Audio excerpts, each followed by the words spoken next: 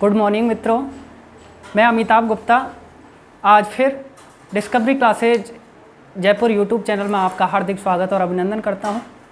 मित्रों, जैसा कि हमने पिछली क्लासों में भौगोलिक विचारधारा की बात की, जोग्राफिकल थॉट की बात की, आज उसी को आगे बढ़ाते हुए आज ये हमारी तीसरी क्लास है।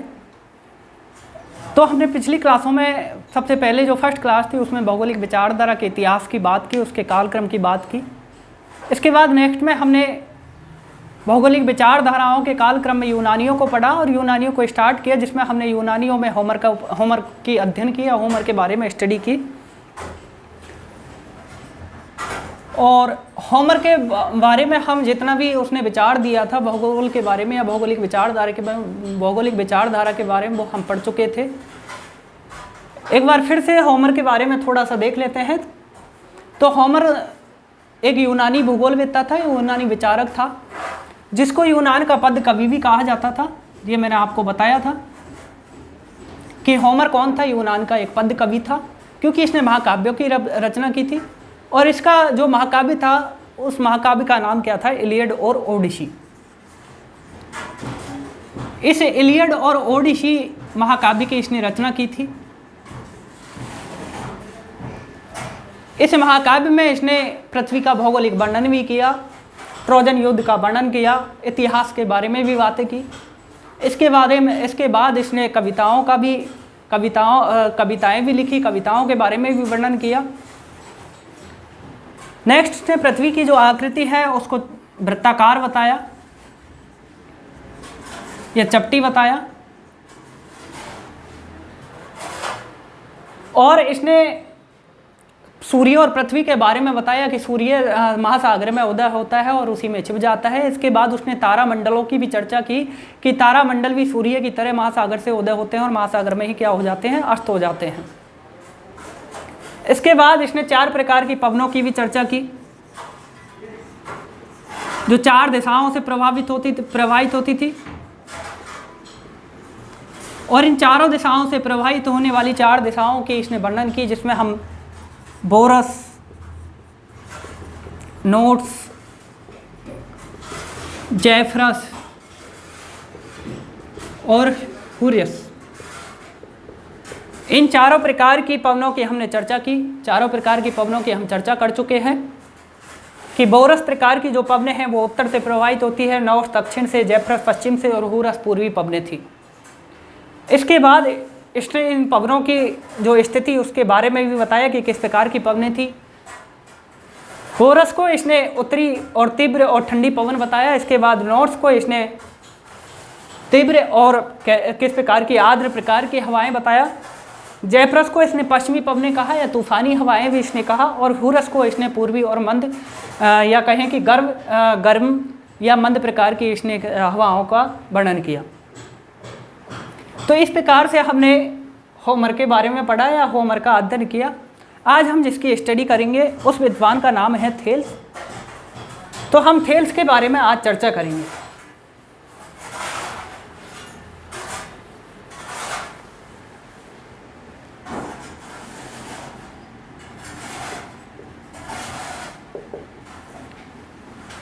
तो मित्रों, थेल्स मिलेटस का निवासी था।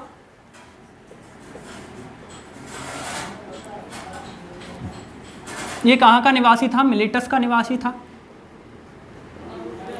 और मिलेटस कहाँ था? यूनान का एक व्यापारिक और सांस्कृतिक केंद्र था। क्या था मिलेटस? यूनान का एक व्यापारिक और सांस्कृतिक केंद्र था।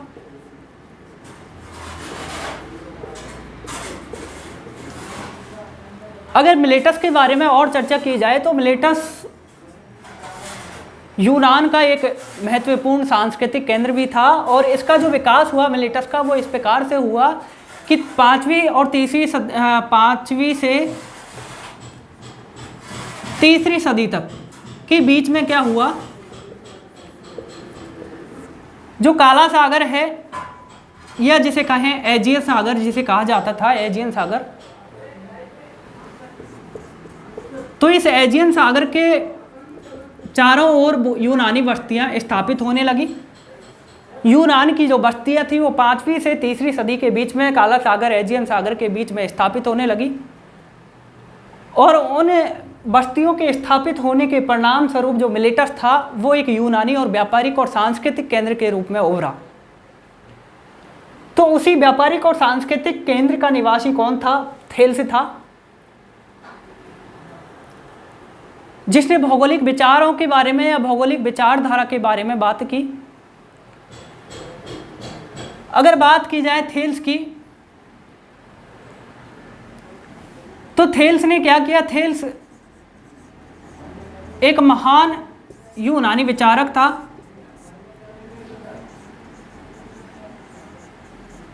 क्या इसको कह सकते हैं कि ये महान दार्शनिक भी था। महान यूनानी विचारक, दार्शनिक और भूगोलवेत्ता था।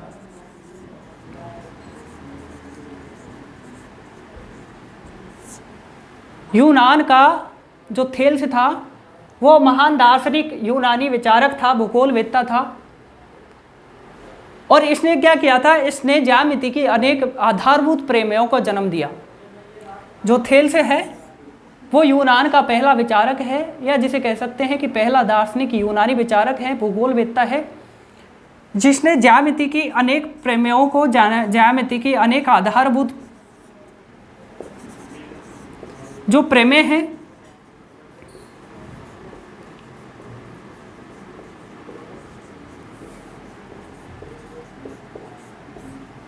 उन आधारभूत प्रमेयों को क्या दिया था? इसने जन्म दिया था। और आधारभूत प्रमेयों को जन्म देने के कारण इसको भूगोल का या कहें यूनान का गणतज्ञ भी कहा जाता है।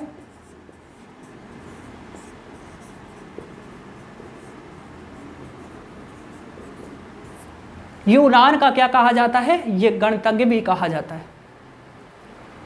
तो सबसे पहली बात इसकी क्या आई कि यूनानी विचारक था, दार्शनिक भी था, भूगोलवेत्ता भी था, और इसने क्या किया था? इसने ज्यामिति की आधारभूत अनेक जो प्रमेय हैं उनको क्या दिया? जन्म दिया। और उनके कारण ही जो थेल्स है, थेल्स को यूनान का गणतज्ञ भी कहा जाता है। अगर नेक्स्ट इसकी बात जो आती है वो बात की जाए तो इसने पृथ्वी की माप का श्रेय भी इसी को दिया जाता है। सबसे पहले पृथ्वी को मापने का जो कार्य किया वो किसने किया था? थेल्स ने किया, इसलिए पृथ्वी की माप का श्रेय भी इसी को दिया जाता है।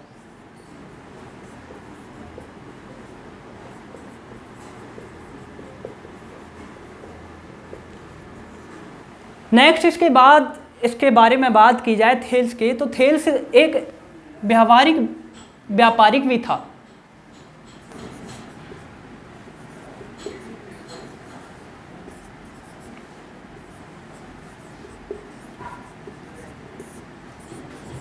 ये एक व्यापारी भी था, और व्यावहारिक व्यापारी होने के कारण ये क्या करता था? देशों का भ्रमण करता रहता था, यात्राएं करता रहता था। तो उन यात्राओं के परिणाम स्वरूप एक दिन इसने क्या देखा? मिस्र की यात्रा के दौरान इसने देखा, मिस्र की यात्रा पे यह गया था और वहां इसने देखा कि जो मिस्रवासी हैं या कुछ विद्वान हैं जो मिस्र के हैं, वो क्या कर रहे हैं? किसी आधार रेखा को या बेस लाइन का क्या कर रहे हैं? उसके कोणों को और क्षेत्रफल की गणना कर रहे हैं। थेल्स ने क्या देखा? थेल्स ने मिस्र की यात्रा के दौरान देखा कि जो वहाँ के जो निवासी हैं या यहाँ के जो विद्वान हैं वो क्या कर रहे थे? किसी आधार रेखा का मापन कर रहे थे।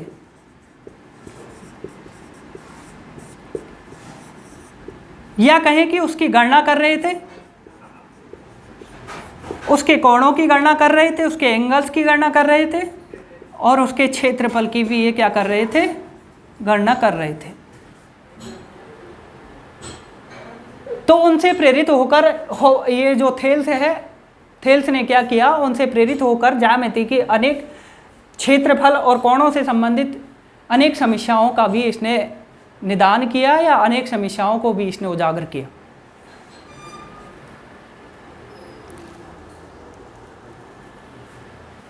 नेक्स्ट इसकी बात की जाए थेल्स की, तो इसने गणित का बहुत ज़्यादा विकास किया। गणित भूगोल के बारे में इसने बहुत विकास किया। गणित के बारे में या गणित की इसने सबसे पहले प्रमेयों के बारे में बताया, प्रमेय के बाद में इसने क्षेत्रफल और कोणों के बारे में भी चर्चा की, और ज्यामिति के बारे में इसने अपने विकास को या भौगोलिक विकास को आगे बढ़ाया। नेक्स्ट अगर इसकी बात की जाए थेल्स की, तो ये बहुत बड़ा एक भविष्यवाणी करता भी था, या भविष्यवाणी भी करता रहता था, या इसको कह सकते हैं कि ये भविष्य वक्ता भी था।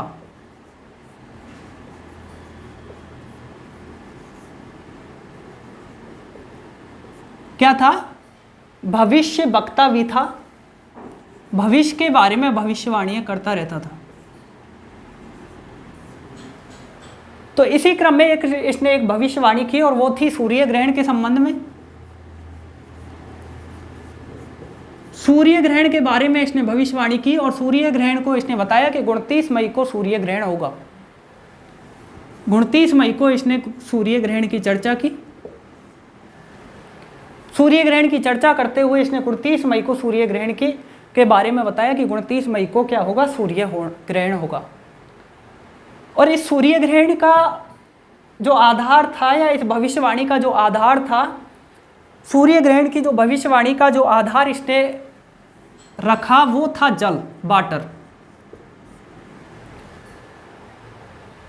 जल क्या था? इसका आधार था। ये जो भविष्यवाणी, सूर्य ग्रहण की जो भविष्यवाणी की, इसका आधार इसने जल को माना, क्योंकि इसने जो जल में देखकर ही सूर्य की छाया या उसकी परछाई को जल में देखकर ही सूर्य ग्रहण की 29 मई को भविष्यवाणी की।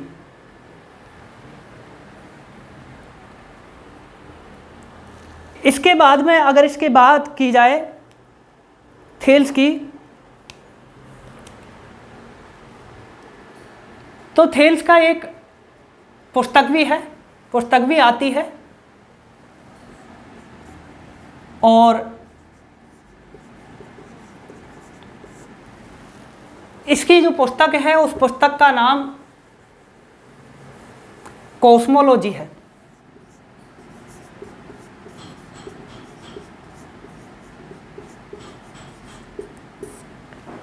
थेल्स की जो पुस्तक है उसका नाम क्या है? कॉस्मोलॉजी।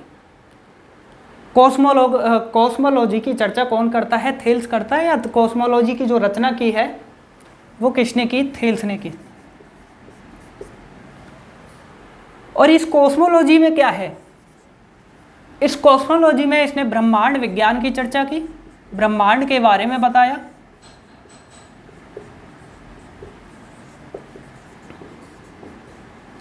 कॉस्मोलॉजी में ब्रह्मांड विज्ञान की चर्चा करता है, ब्रह्मांड के बारे में बताता है। और इस कॉस्मोलॉजी के कारण इसको एक और संज्ञा दी जाती है, और वो कहा जाता है कि थेल्स ब्रह्मांड विज्ञानी भी है। थेल्स को ब्रह्मांड विज्ञानी भी माने जाने लगा। क्यों मानते हैं? क्योंकि इसने क्या किया? इसने कॉस्मोलॉजी एक नामक पुस्तक थी, और उस पुस्तक की रचना की, और उस पुस्तक की रचना के कारण थेल्स को ब्रह्मांड विज्ञानी कहा जाता है। और इस पुस्तक में किसका चर्चा की? इसने ब्रह्मांड विज्ञान की बातों की चर्चा की, तारों की चर्चा की, नक्षत्रों के बारे में बताया, सूर्य के बारे में, और पृथ्वी के पिंडों की या ब्रह्मांड के जो पिंड हैं, पिंड की इन्होंने चर्चा की, तारों के बारे में इसने चर्चा की। तो मित्रों, ये था थेल्स।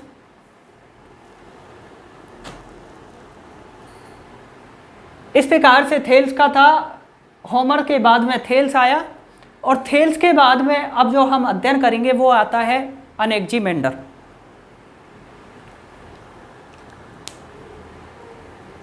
अनेक्जिमेंडर थेल्स के बाद आता है, और थेल्स जैसे गणित भूगोल वेदता था या गणित का इसने विकास किया था, उसी प्रकार अनेक्जिमेंडर भी एक गणितज्ञ था। और थेल्स और अनेक्जिमेंडर को दोनों को सम्मिलित रूप से गणित का पिता भी कहा जाता है, फादर ऑफ मैथमेटिक्स भी कहा जाता है। और जो अनेक्जिमेंडर था वो थेल्स का शिष्य था, और थेल्स जो अनेक्जिमेंडर है वो भी मिलेटस का निवासी था। तो इसको हम नेक्स्ट क्लास में पढ़ेंगे। ठीक है, आज के लिए इतना ही। Thank you.